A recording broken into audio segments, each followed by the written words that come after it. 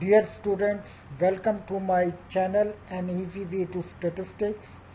इस चैनल में हम स्टैटिस्टिक्स से मुतल्लिक़ तमाम टॉपिक्स को आसान तरीके से और एग्जांपल्स के साथ एक्सप्लेन करते हैं। आज का जो हमारा लेक्चर है वो प्रोबेबिलिटी सीरीज़ का 13th लेक्चर है। इससे पहले के 12 लेक्चर जो हैं वो चैनल पे शो किए हुए हैं। ये आप नीचे लिंक दिया गया है, इससे चैनल पे जाके देख सकते हैं। तो आज का जो हमारा लेक्चर होगा 13th लेक्चर वो क्या है वो हम देखते हैं।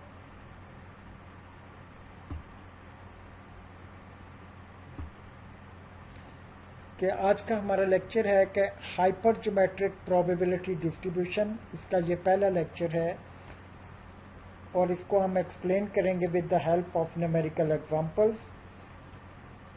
इस लेक्चर में कौन कौन से चीज़ें हम शामिल करेंगे वो हैं properties of hyper geometric experiment, hyper geometric variable, hyper geometric probability distribution, parameters of hypergeometric distribution, range of hypergeometric distribution, mean and variance of hypergeometric distribution, and finally we will discuss all the things probability distribution with the help of hypergeometric distribution.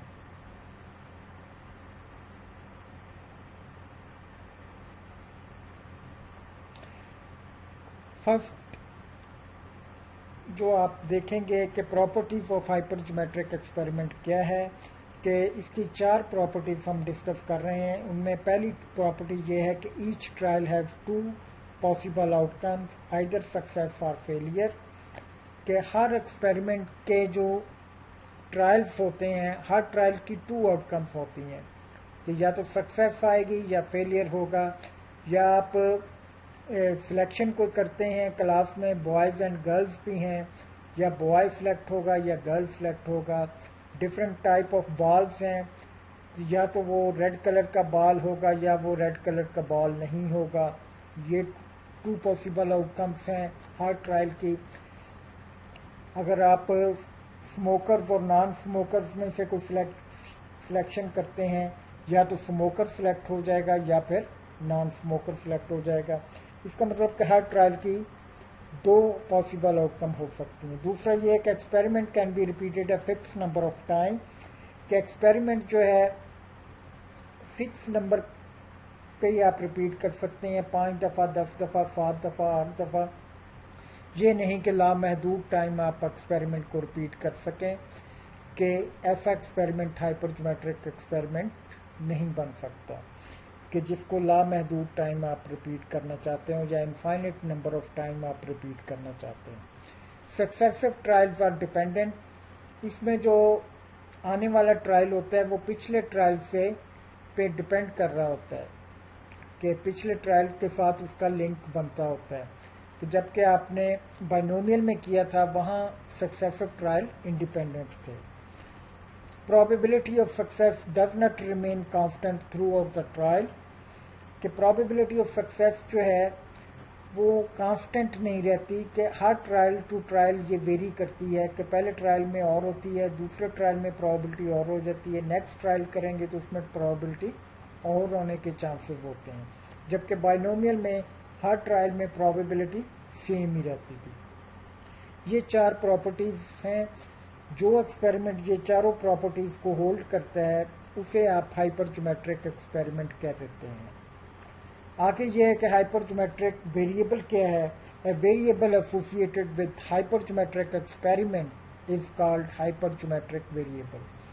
Hyper geometric experiment से जो variable relate कर रहा होता है या उससे अपनी value हासिल कर रहा होता है उसको आप हाइपर ज्योमेट्रिक वेरिएबल कह देते हैं।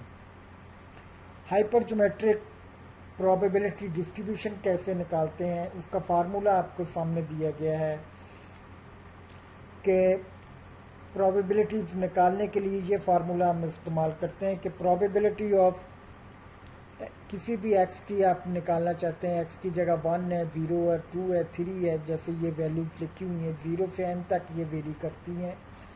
तो प्रोबेबिलिटी निकालने के लिए पहले है के सी एक्स निकालेंगे, फिर n माइनस के करके n माइनस एक्स लिखेंगे और सब के नीचे डिनोमिनेटर में n लिखेंगे।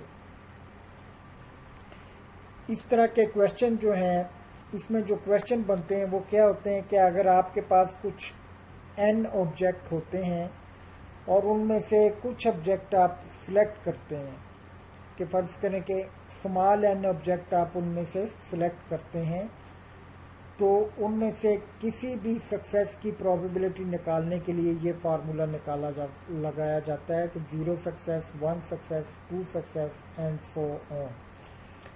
और इस तरह के क्वेश्चन जो है पहले आप जो है उसमें के रूल ऑफ कॉम्बिनेशन में कर चुके हैं। रूल ऑफ कॉम्बिनेशन के लेक्चर इसी सीरीज में, प्रोबेबिलिटी की सीरीज में मौजूद हैं। उनका लिंक्स मैं आपको शो कर दूंगा, अगर नहीं आपने पढ़े हुए तो वहां से आप देख सकते हैं, कि जिसमें favourable outcomes divided by total outcomes करके हम प्रोबेबिलिटी निकालते थे। लेकिन यहाँ वही क्वेश्चन जो है हम फार्मूले की मदद से जो है वो निकालेंगे, या एक प्रोबेबिलिटी डिस्ट्रीब्यूशन इसकी हम बना सकते हैं। इस फार्मूले में n क्या है, जैसे पहले बताया कि टोटल नंबर्स और पॉपुलेशन साइज के टोटल एलिमेंट जिनके बारे में आप प्रोबेबिलिटी निकालना चाहते हैं, टोटल एलिमेंट्स कितने हैं उनको हम n कह देते हैं। मसलन क्लास में 10 स्टूडेंट हैं तो n आपका 10 हो जाएगा। अगर किसी बॉक्स में 10 आर्टिकल पड़े हुए हैं तो वो n आपका 10 हो जाएगा। k किसको रिप्रेजेंट करता है कि number of element of interest. अब किन एलिमेंट्स की आप प्रोबेबिलिटी निकालना चाहते हैं उनको आमतौर पे आप इंटरेस्ट आपका एलिमेंट ऑफ इंटरेस्ट कह देते हैं। मसलन आप बॉयज़ की प्रोबेबिलिटी निकालना चाहते हैं तो वहाँ बॉयज़ आपके एलिमेंट ऑफ इंटरेस्ट होंगे। गर्ल्स के बारे में प्रोबेबिलिटी निकालना चाहते हैं तो गर्ल्स जो हैं आपके एलिमेंट्स ऑफ इंटरेस्ट होंगे, या वो कैटेगरी जिसकी आप प्रोबेबिलिटी निकालना चाहते हैं इसकी टोटल तादाद को आप के कह देते हैं। मसलन 6 बॉयज़ हैं, बॉयज़ की प्रोबेबिलिटी आप निकालना चाहते हैं तो 10 में से के जो होगा वो आपका 6 आ जाएगा। उसको नंबर ऑफ सक्सेसेस भी कह देते हैं के को, कि जितनी सक्सेस की आपने प्रोबेबिलिटी निकालनी होती है उसको के कह देते हैं। मसलन 5 है, 6 है, 4 है, वो के की वैल्यू होगी। n क्या है, एलिमेंट्स टू बी सिलेक्टेड, कि कैपिटल एन तो टोटल एलिमेंट्स होते हैं, स्मॉल एन ये होता है कि जितने उनमें से आपने टोटल में से सिलेक्ट करने हैं। 10 स्टूडेंट थे, उनमें से 3 स्टूडेंट सिलेक्ट करने हैं तो स्मॉल एन आपका 3 हो जाएगा। एक्स क्या है, गौर से देखें जरा, कि number of successes in selected elements, के सिलेक्टेड एलिमेंट्स में या सैंपल में कितनी सक्सेसेस आ रही हैं वो आपका एक्स कहलाएगा। मसलन का 10 में से आपने 3 स्टूडेंट सिलेक्ट किए हैं, आप बॉय को सक्सेस कह रहे हैं, तो ये भी हो सकता है कि कोई भी बॉय ना आए, 0 सक्सेस हो, 1 सक्सेस हो, 2 सक्सेस हो, या तमाम 3 के 3 बॉयज सिलेक्ट हो जाएं, तो ये एक्स की वैल्यूज जो होंगी, ये जो सक्सेसेस होंगी ये आपकी एक्स की वैल्यूज कहलाएंगी। एक्स वेरिएबल बेसिकली क्या है कि हाइपर ज्योमेट्रिक वेरिएबल होगा जो 0, 1, 2 अप टू n तक वैल्यू ले सकता है, कि जितना आपका n होगा वहां 0 से लेकर वहां तक वैल्यू गेन कर सकता है। अब देखते हैं कि हाइपर ज्योमेट्रिक डिस्ट्रीब्यूशन के पैरामीटर कौन से होते हैं। हाइपर ज्योमेट्रिक डिस्ट्रीब्यूशन के 3 पैरामीटर हैं, कैपिटल एन, स्मॉल एन और के। अगर ये तीनों पैरामीटर मालूम हो तो किसी भी एक्स की आप प्रोबेबिलिटी निकाल सकते हैं। आगे इसमें जो आपका एक्स वेरिएबल होता है उसकी रेंज क्या होती है, या आमतौर पे पूछा जाता है कि what is the range of hypergeometric distribution. तो इसमें जैसे आपको पहले बताया कि x की रेंज 0 से लेकर n तक होती है, जैसे ये लिखा हुआ है कि x vary from 0 to n। तो ये हाइपरज्योमेट्रिक की रेंज भी 0 से लेकर n तक होती है। इसका मीन और वेरिएंस के मीन और वेरिएंस डायरेक्ट आप फार्मूले से निकाल सकते हैं। ये फार्मूले जो है मैथमेटिशियंस ने या स्टैटिस्टिशियंस ने बनाए हुए हैं हाइपरज्योमेट्रिक के लिए, ड्राइव किए हुए हैं फार्मूले कि अगर आपको तीनों पैरामीटर मालूम है, एन के ओवर एन करेंगे तो मीन आ जाएगा, n k over n, n minus k over n, n minus n over n minus 1, ये सबको कैलकुलेट करेंगे तो उसका वेरिएंस निकल आएगा। इसका अंडर रूट ले लेंगे तो या स्क्वायर रूट ले लेंगे तो जो स्टैंडर्ड डेविएशन बन जाएगा। आगे न्यूमेरिकल एग्जांपल हम करते हैं जिसमें प्रोबेबिलिटी डिस्ट्रीब्यूशन जो है इसकी निकालते हैं, हाइपरज्योमेट्रिक प्रोबेबिलिटी डिस्ट्रीब्यूशन। बाद वक़्त आपको क्वेश्चन दिया हुआ होता है कि जिसमें वो कहते हैं कि प्रोबेबिलिटी डिस्ट्रीब्यूशन बनाएं और उसका मीन और वेरिएंस भी निकालें। जैसे ये क्वेश्चन है कि class contain 4 boys 3 girls, a sample of 3 students are taken, if x denotes the number of boys, then make a probability distribution of x. Also find its mean and variance.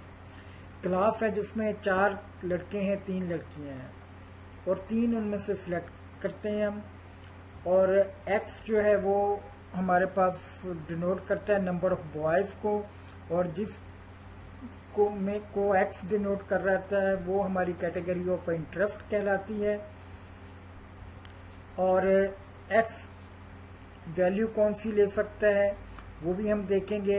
और इसमें question में n क्या है, जैसे पहले आप पीछे discuss करके आए हैं कि टोटल नंबर ऑफ एलिमेंट्स जो है वो n कहलाता है, या टोटल नंबर ऑफ ऑब्जेक्ट जो है वो n कहलाता है, या टोटल नंबर ऑफ पर्सन वो आपका n कहलाता है। 4 बॉयज हैं 3 गर्ल्स हैं, n आपका 7 हो जाएगा, 4 + 3 7। के category of interest, category of interest क्या है कि x जिसको डिनोट करता है या जिसकी प्रोबेबिलिटी आपने निकालनी है, नंबर ऑफ बॉयज के लिए प्रोबेबिलिटी डिस्ट्रीब्यूशन बना रहे हैं तो कैटेगरी ऑफ इंटरेस्ट बॉयज होंगी।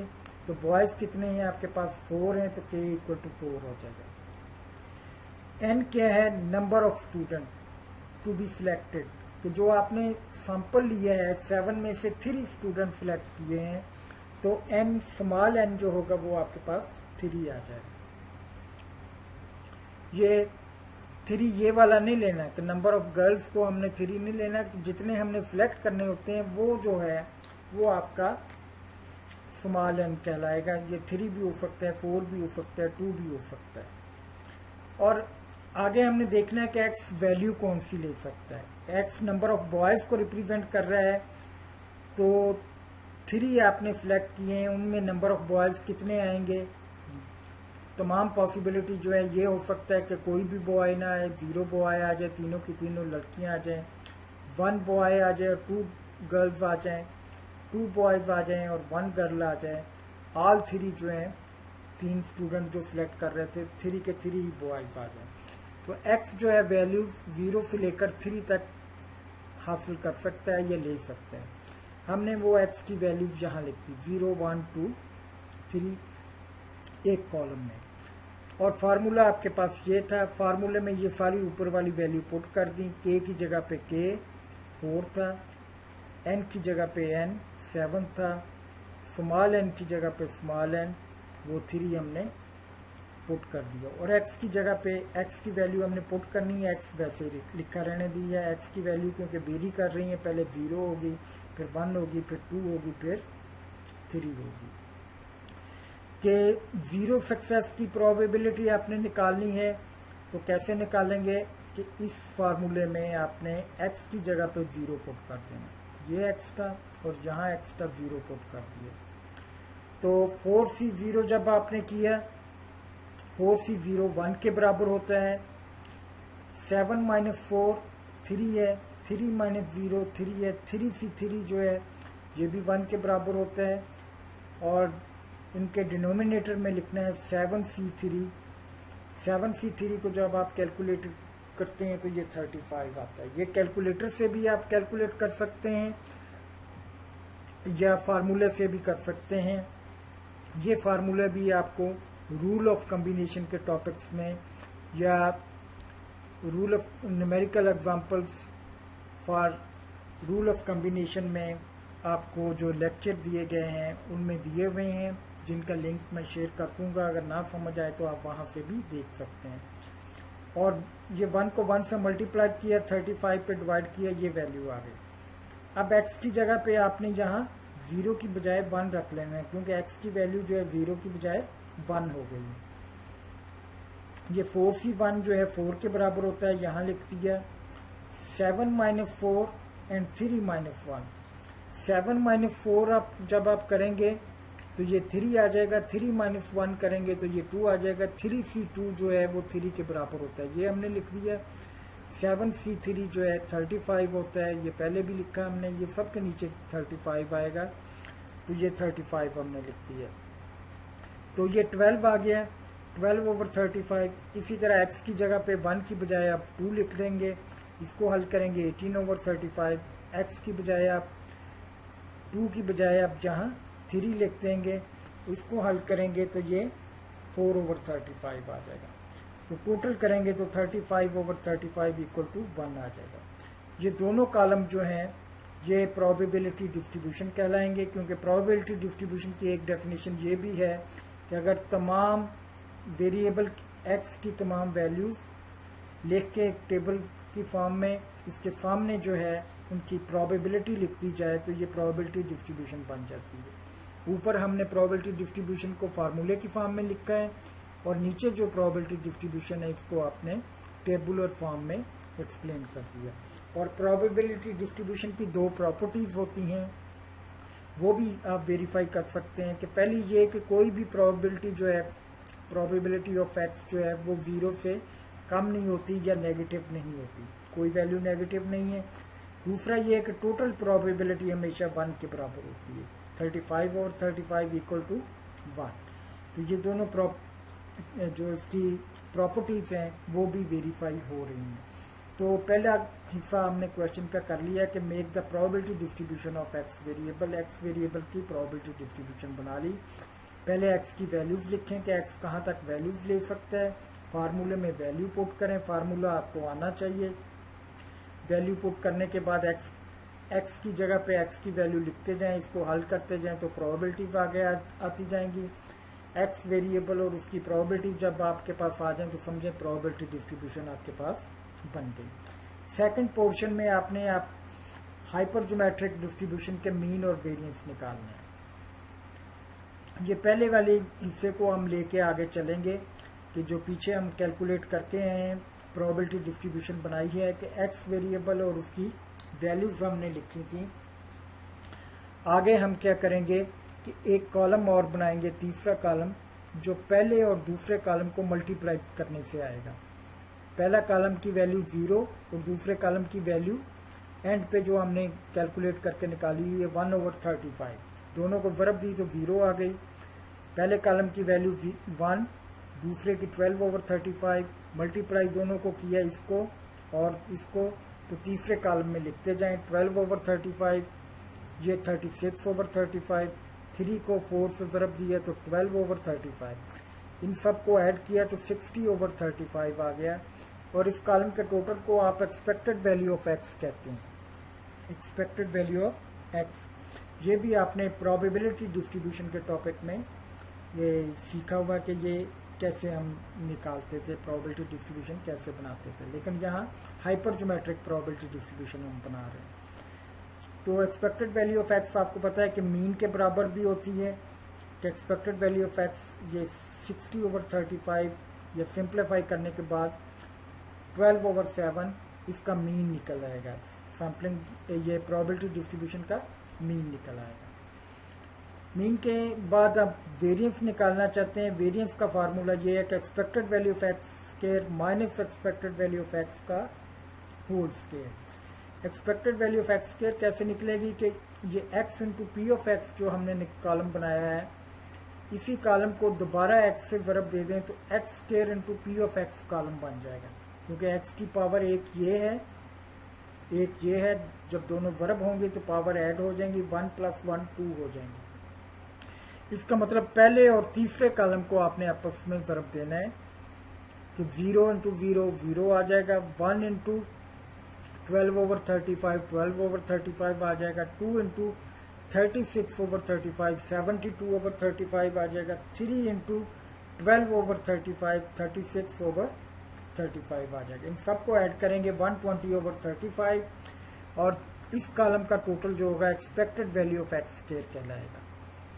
तो फार्मूले में expected value of x square की जगह पे ये वैल्यू आपने लिख दी 120/35 और एक्सपेक्टेड वैल्यू ऑफ एक्स की वैल्यू लिख के इसके ऊपर स्क्वायर लिख दिया। एक्सपेक्टेड वैल्यू ऑफ एक्स ये थी आपके पास, 12/7 का स्क्वायर कर लिख दिया, ये वैल्यू लिखी और इसके ऊपर स्क्वायर लिख दिया। इसको ओपन करेंगे, ये आ जाएगा 3.4286 से माइनस किया तो ये 4898 इसका आंसर आ जाएगा।